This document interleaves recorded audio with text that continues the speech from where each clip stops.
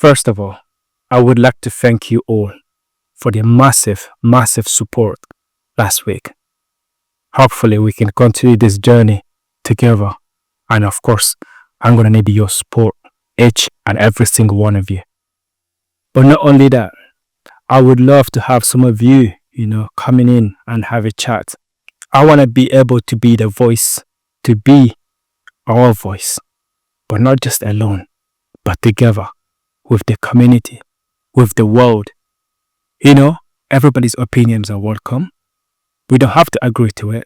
I don't have to agree to your point of view, nor do you have to be, agree to my point of view. But we can have a talk instead of picking up guns and knife and going after each other. And that brings us to our very first topics. This is what happens when we don't talk, when we choose power over cooperation, over negotiation, over naturalization, over friendship and communication. As we know, from the very beginning, I said the Ukraine war was a lost cause. And yet, for those who don't believe it, here is another phase of this war.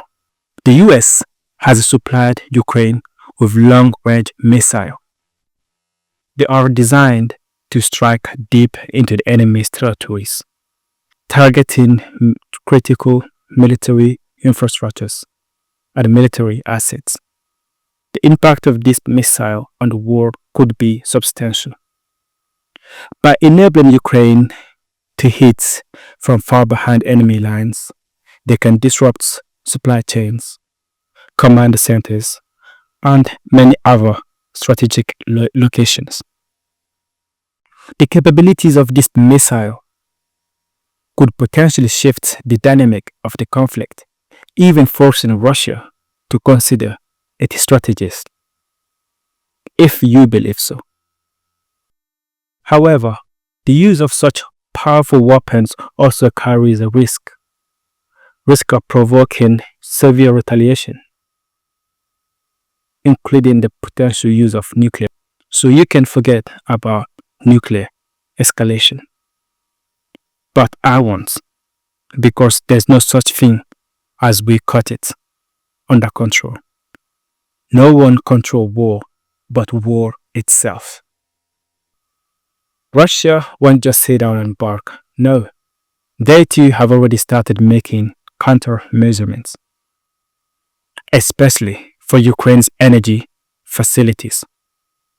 Attack on Ukraine's power plants and energy infrastructures aim to cripple Ukraine's energy supply, especially during this winter. As for those who say we stand with Ukraine, apart from your tax, which you have no control over, I ask of you, what else have you done for Ukraine? At least 2/3 of Ukrainians will spend this winter without heater. In December, in Ukraine, the average temperatures ranges from 0.3 Celsius during the day to -4.1 at night. So this is my challenge to you. If you really care about Ukraine, prove it. If you truly care, I'm not asking you for full winter. I'm not asking you for a month or a week.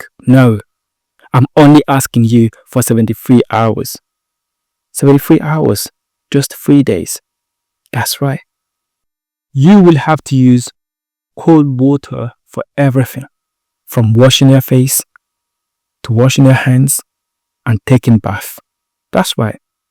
You will have to use cold water for everything, including taking bath. And it doesn't matter if you have to put on all your clothes, and put on all your blankets, but don't use heater for 3 days. So your support, your care, your love, your solidarity with the Ukrainians. And again, it won't matter because Ukraine is a lost cause. From the beginning of this war until now, 1.3 million Ukrainians has already been DIA, or damaged for life. 1.3 million. So if you truly care, If you truly care about Ukraine, stop the war. Stop the killing. Funding it will only delay the inevitable, the loss of Ukraine. That brings us to our second issue of the week. It is a good news, but it comes with bad news. The International Criminal Court, also known as ICC, has officially issued a warrant for Prime Minister Netanyahu and his former Defense Minister Gallants and one of Hamas leaders, Dave. You don't have to worry about Dave. They said he's already dead. And if he's not, he is a dead man walking anyway. But as for Hitleryahu, he will not be confined in his own prison, where he is also charged with corruption and his failure for 7th of October. For sure, this is the beginning of end of Netanyahu. Solely it is a great news. However, it is still a bad news for the Palestinians, because this warrants won't change anything on the ground. It won't bring homes to the homeless. It won't heal the wounds. It won't feed the starving children of Gaza, nor will it stop the killing of women and children, at least not for now. But the public opinion has changed. People who didn't know or care about Palestine are now reading and educating themselves on Gaza and on Palestine. This brings us to our third news, which is close to home. Very close to home indeed.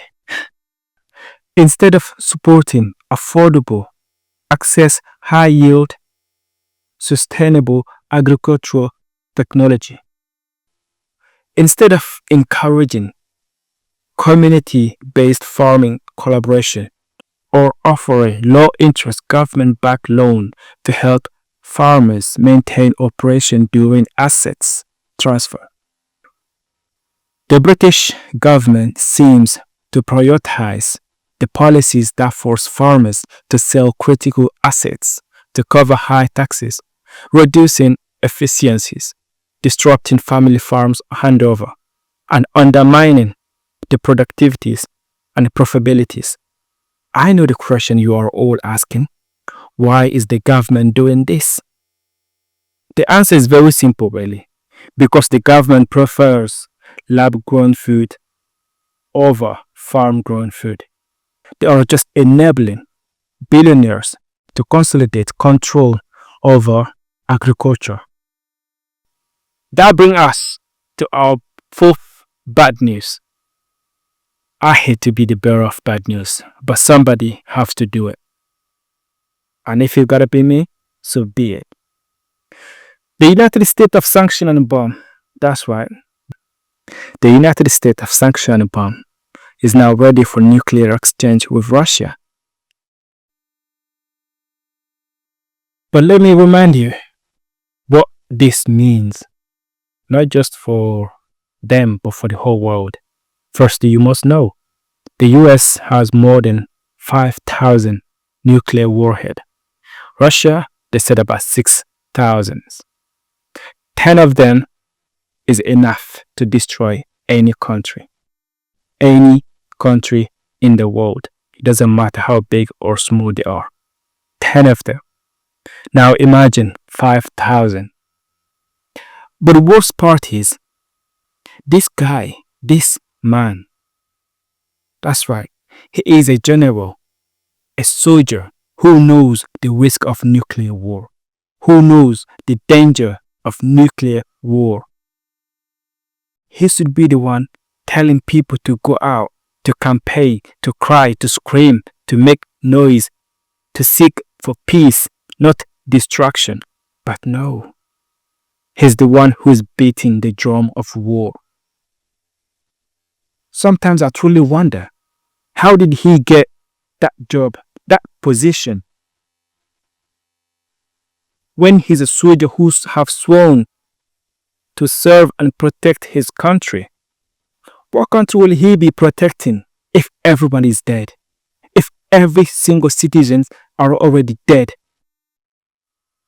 So I really want to know, this is my question to you or to him. What country will he be serving when the country is gone?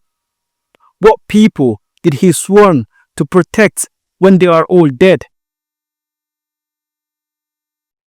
So how did he get into that position? How did he get that power? When he's crazy, when he clearly don't know what he's in for, when he doesn't know what he's talking about.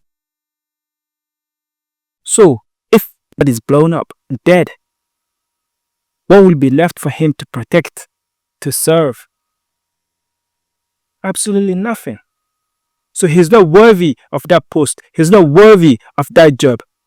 True, we all lies in our CV. We put things in there that are not meant to be in there.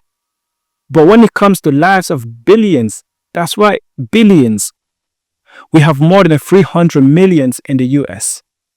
More than 400 millions in Russia. But it won't just end with them. The whole world will feel the pain of that. He's not only playing with the life of his people in his country, he's playing with the life of everyone in the world. The audacity to take such risk, to have such policy in a country that has more than 300 million people is unheard of.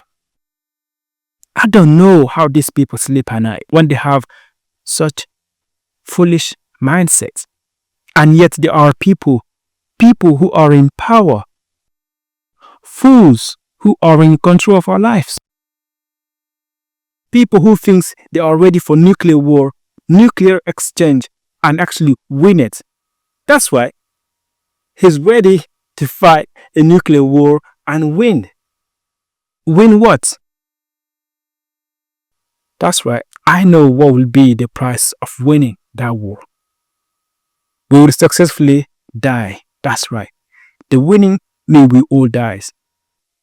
Please, as for those who doesn't know or who are not afraid of nuclear war, it's very simple really. Go see Nagasaki and Hiroshima. It's very simple. In less than 7 seconds, more than 1,000 people just died. 1,000 people gone. Less than 7 seconds. And that was just 2 bombs. 2 nuclear warheads. Times that by 1,000. Now times that by 5 more. 6,000 nuclear warhead. That's what Russia has. The US has about 5,000. So that will be the end of all of us. Like I said, I hate to be the bearer of bad news. That's why we'll end it with another good news. Hopefully, it is a good for some of you. And I know not all of you will be happy about it. But I am. Top G. Andrew Tate is free. Whether you like it or not, he is free. And all the haters will still chat shit. Well, he was convicted. Well, he was X this, X that. It doesn't matter.